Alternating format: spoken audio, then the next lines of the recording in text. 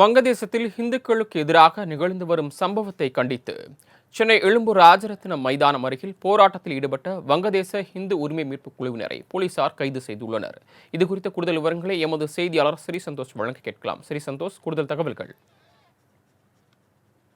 வங்கதேச இந்துக்கள் மீது நடத்தப்பட்டு வரும் தாக்குதலை கண்டித்து தமிழகத்தில் இருக்கக்கூடிய பல்வேறு பகுதிகளில் போராட்டம் எழுந்திருக்கிறது. இதன் ஒரு பகுதியாக தான் சென்னை எழும்பூர் ராஜரத்னம் ஸ்டேடியம் அருகில் இருக்கக்கூடிய அந்த மைதானத்தில் தற்போது அனைத்து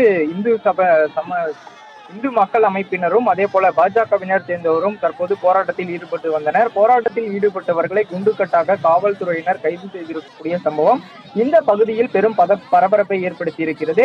2 தினங்களுக்கு முன்பாக சென்னை டிஜிபி அலுவலகத்தில் பாஜக துணைத் தலைவர் கருநாகராஜன் மனு ஒன்றினை கொடுத்திருந்தார். அதன் அடிப்படையில் இந்த போராட்டம் என்பது தற்போது எழுந்திருக்கக்கூடிய சூழல் என்பதுதான் தொடர்ச்சியாக நிலவி வருகிறது.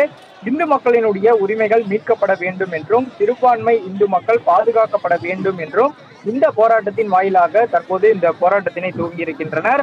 குறிப்பாக பார்த்தோம் என்றால் வங்கதேசத்தில் கடந்த மாதம் முதலில் இருந்தே இந்துக்கள் மீதான தாக்குதல் என்பது அதிகரித்து வருவதாக RSSம் உள்ளிட்ட இந்து மக்கள் முன்னணி இயக்கத்தினரும் தொடர்ச்சியாக போராட்டத்தில் ஈடுபட்டு வருகின்றனர். இதன் ஒரு பகுதியாக தான் இந்த போராட்ட களம் என்பது அதிக அளவு சூடுபிடித்ததன் அடிப்படையில் 300க்கும் மேற்பட்டோர் இந்த போராட்டத்தில் ஈடுபட்டதால் சற்று பரபரப்பு என்பதும் நிலை வந்தது. குறிப்பாக பாஜக துணைத் தலைவர் கருநாகராஜன், அதே போல முன்னாள் ஆளுநர் தமிழிசை சவுந்தரராஜன் மற்றும் பாஜகவினுடைய அமைப்பு பொதுச் செயலாளர் கேசவ விநாயகம் உள்ளிட்ட பலரும் இந்த போராட்டத்தில் கலந்து கொண்டிருந்தனர்.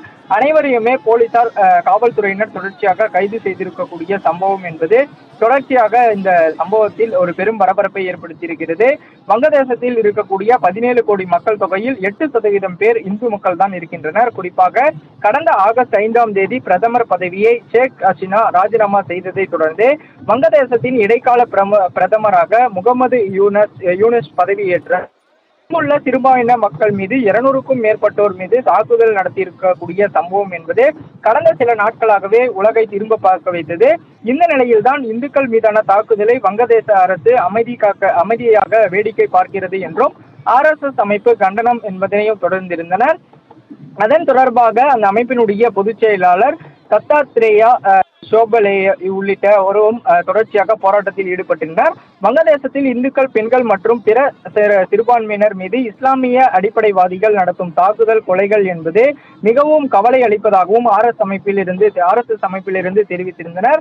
இதன் அடிப்படையில் தான் பாஜக மற்றும் இந்து சமய முன்னணி அமைப்புகள் என்பதும் இந்த போராட்டத்தை முன்னெடுக்கையில் காவல்துறையினர் ஒரு கட்டத்திற்கு மேலாக அந்த பகுதியில் போக்குவரத்து நெரிசல் என்பதும் ஏற்படக்கூடிய சூழல் ஏற்பட்டதால் அனைவரையும் கைது செய்ய வேண்டிய சூழல் என்பதும் ஏற்பட்டிருந்தது. இதனால் இந்த பகுதியில் பரபரப்பு ஏற்பட்டதுடன் அனைவரையும் அருகில் இருக்கக்கூடிய மண்டபத்திற்கு தற்போது அழைத்து சென்றிருப்பதும் குறிப்பிடத்தக்கது. சரவணன், தாங்கள் வழங்கிய விரிவான தகவல்களுக்கு நன்றி ஸ்ரீ சந்தோஷ்.